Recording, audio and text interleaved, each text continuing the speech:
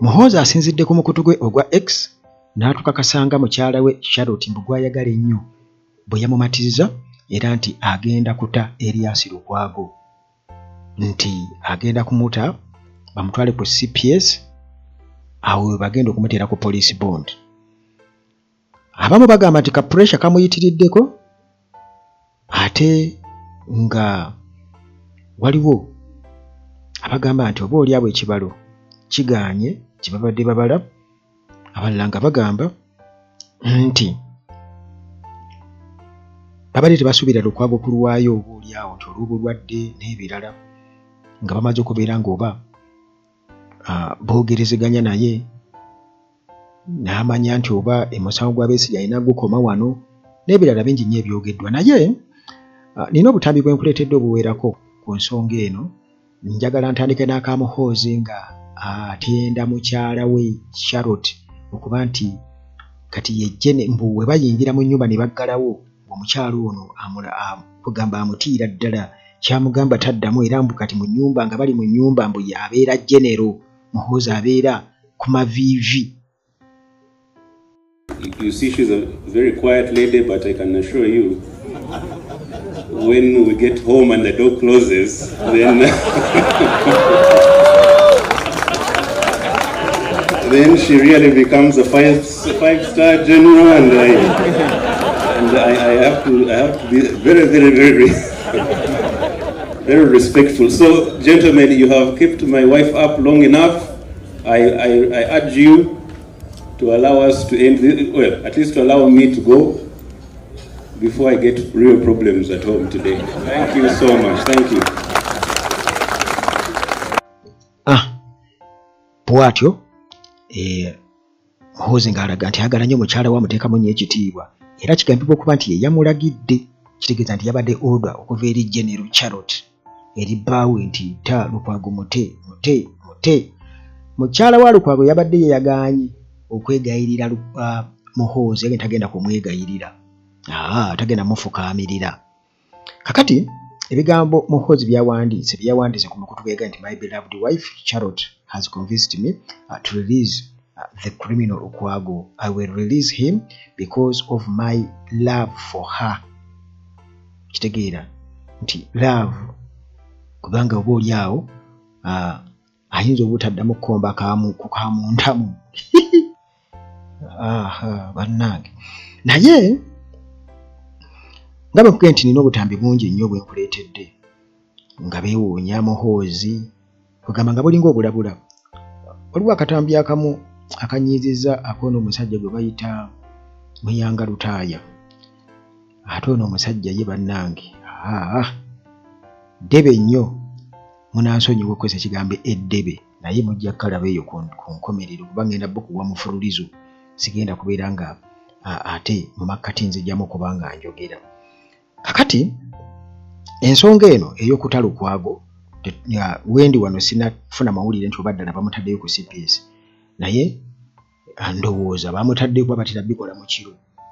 Ndowooza bunaakeera ku makya bana babadde bamunoonya banne gye banaamusanga.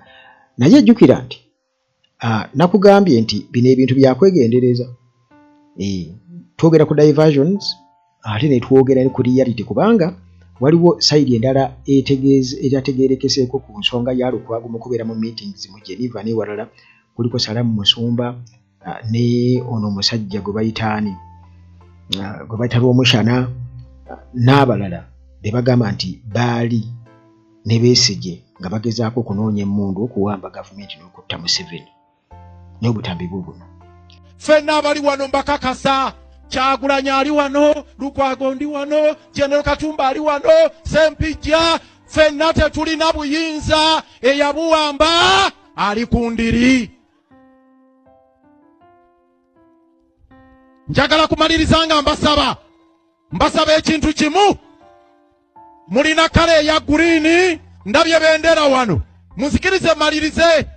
Bendera eya green njirabye, eya NUP weeri, eya FDC weetuli, n'aba independent nga buli omu atalina kibiina weetuli. Famire yeetemyemu eri eyawamba obuyinza. Omu agamba muzeeyi tova ku main, omulala agamba nti standby generator. Buli lukya ng'olwaleero singa taata tabadde ku ndiri yali badde akedde kukwata lino, omwana n'akwata lino.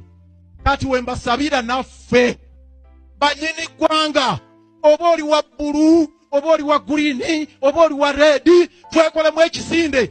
Ebisinde bibe bisatu, ebisinde bisatu. Muzeeyi tova ku main, standby generator oba MK project, n'ekisinde eky'Abannayuganda ffenna tufate nnyayo tweddize eggwanga lyaffe. Naye ne yeeyisa bw'atyo. So tukubira kitaawe omulanga, maama we nnyina aliwa. Omanyi ati bamaama balina engeri gye bakwatamu abaana baabwe. Maama Jeni oyinza okuba tosoma byateeka ku social media, naye naawe tolaba byakola, n'amawulire togawulira, towulira CBS, tolaba Baba TV. Gamba ku mwana ate twagala abazadde be bamanye ekisooka, tetukyawa mwana waabwe. Lwaki tetwogera ku Natasha? Si mwana waabwe nga ndaba muganzi nnyo eri kitaawe. Lwaki tetwogera ku bawala bange bano ba Diana, bano ba Patience? Lwaki twogera ku ono? Bannange, bazadde bannange, omwana mumuwanise nnyo, mumuwadde obuyinza bungi. Omwana ajja bawamba, omwana ajja bakola ekibi. Ekyokuba wamba yabakozedde ekibi ekyo baswaza, ajja bakola ekigambo ekibi ekyo bawamba. Teri looya akubuulira bukodyo, naye ng'essaawa tezinnawera 11 nkubira essimu. Mazima oyogeddeko omu gw'omanyi. Effugabbi eri ebyobufuzi mu Uganda, effugabbi ery'okubulwa eddembe ly'okweyogerera, effugabbi eri ebyenfuna ligobye bangi mu nsi yaffe. Ku mulembe gwa Amini abantu baddukanga mu ggwanga, bwe tubisoma n'abaatusooka bwe batugamba abaaliwo. Ne ku mulembe gwaffe tulaba abantu abadduka.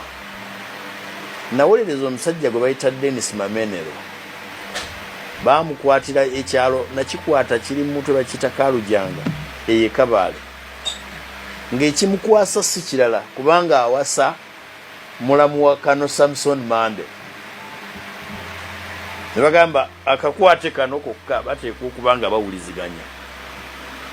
Naye mutabani we Patrick ow'Omugisha Mamenero bwe yalaba nga batwala kitaawe n'abagamba, taata wange mumutwala w'ekiro, temuli na poliisi, temuli na LC.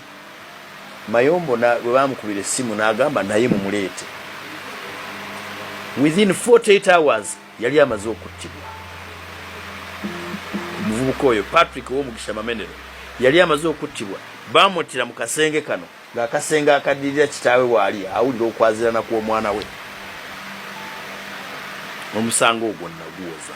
Ndabye ebinene mu mulembe guno. Lukwago si gwe basoose okuwamba. Bawamba Dr. Besigye 2005. Twali tuwolereza omuvubuka bamuyita Major Kibirango. Kitaawe yali mu Nansiko.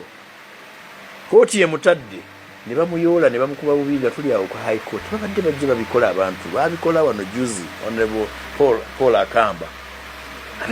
Tugenda kukoma wana ebifaanana bwe bityo. Ensi yaffe tesobola kukulemberwako mu ngeri y'amagezi esingako wano. Gwandi kyagadde nange sikyagala. Ati naye kati how do you summon a whole CDF, Chief of Defense Forces, in the dock to come to High Court? Yes. Simply because he made a threat that he would kill someone. No. Does it look sensible? Sagala Let's get serious. Sagala ogambe nti how do you call a CDF? A CDF is not above the law. Ochegete. N'amateeka gafuga CDF gonna UPDF Act, UPDF instrument, statutory instrument, biki byonna, they are not above the Constitution. As far as Article 2, Clause 2 is concerned, over Clause 1. So mu bwongo obwo bigirwa. Obadde osubira nako nti lujja kubeera awo. nga General Muhoozi Kainerugaba CDF azze mu kaguli mu kooti y'abaguma kwansalinga mbu yayogera agenda kutta Dr. Besigye. Is it logical? Legally ki supposed okubeera bwekityo. Kati gwe bw'okigaana amateeka gotegeerabira geebakamu katini ku olwo kubanga olowooza gasinziza amaanyi. Okitegedde? Do you know of any country where somebody intending to murder another one gave notice? Why not? Era omuntu abatemu bonna basooka kuwa notice.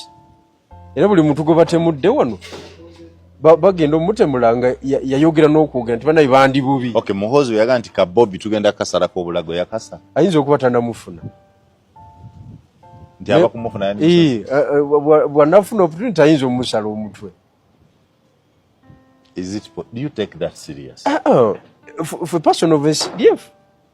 For us, we take him serious. Bobby, so you take that serious? Why not? You think it's a serious because threat? It's a serious threat.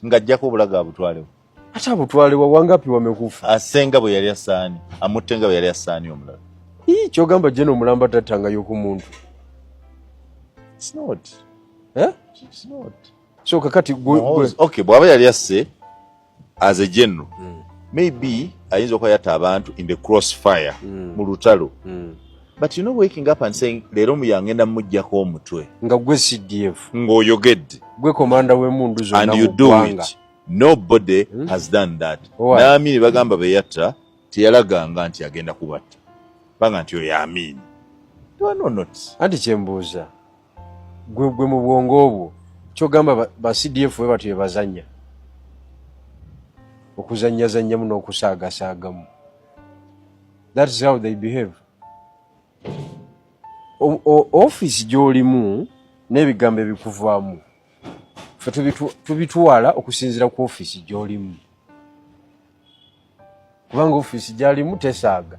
Singa yasigalayo nga first son nga yerira kasente ka taata we mwana wa boss tewaliwo yandikoze eki era naye nga tweeters azikola ali kweyo level oba oliawo wali baddewo ka exception naye njagala okutegeeza a person of General MK ku level kwali waba asaaga bubi. And I'm telling you that kind of okusaaga ku threatening violence, because that is the threatening violence. Bw'ogamba nti ngenda kutta omuntu kutwala mu kooti. Is Twitter an official platform that you can take to court? Because you know for sure that why Dr. Besigye has put that case Gweguli, it's a game. It's diversionary. Tulina omusango gwa Muwema. Twitter and Facebook. You cannot bring evidence based on Twitter and Facebook to be an official communication to the CDF in his capacity. Gwogiro kya commenting ebitaliimu bujja kkere nkyanga to kya commentinga ate nsi tegenda kumanya nti no toliko tetegeera nenga obutabaako obusiga nti no wagenda Bulaaya toyina data ng'oli mu ttaka nomugira mwepanko manyi mugende mweragalaga ganda muno ng'omusajja Rubegono Lukwago meya waffe agenze Lukwago tavumana Lukwago ne bw'omuyita Lukwago abeerawo yarwanirira ebyeddembe kati Muhoozi yani CDF nguye CDF si mukulu w'amagye amagye anayagawa olukusa gugagende galabe citizen abatali b'amagye ordinary citizens ba Uganda abatali b'amagye ngu kamanda w'amagye aragire bagende n'ama motoka baba chita ki mu Luganda si kubakwata baba wambe ngu bagende mu maka gaabwe baba wambe bakawamba batono oyo Besigye omulabe ebimutuuseko mazima omwaka gwede guno gwa kubiri Besigye omusajja Besigye mazima yali mu nsiko nga treatinga Museveni obulwadde ngu mutabani wa Muhoozi oyo mutabani wa Museveni ngu kati yaragira Besigye tugenda kumutta Besigye agenda kufa bwati bamwanga Kivumbi abo bababuzaawo abantu bangi nnyo bonna b'omunupu bonna baafu ababulawo kubanga Amini akomyewo kakatono Muhoozi ya Amini wa Uganda abantu weboogera kati nganzo ndaba bwenjogera atete mutya mugende mbitekeyo bwe bamanyi nti yantonda mu nsi muno ajje wanankwate nga bwakwata bano bonna bakwata alabe Katonda wange cyana mukora era nze nkabira Katonda essaawa eno nkabira Katonda kewano abeko kyakwerera bana Uganda dara si President Museveni eyagenda mu nsi kanunule gwanga kati alinunule kwa Amini Obote kati naliwezo mutabani ali iko tu Amini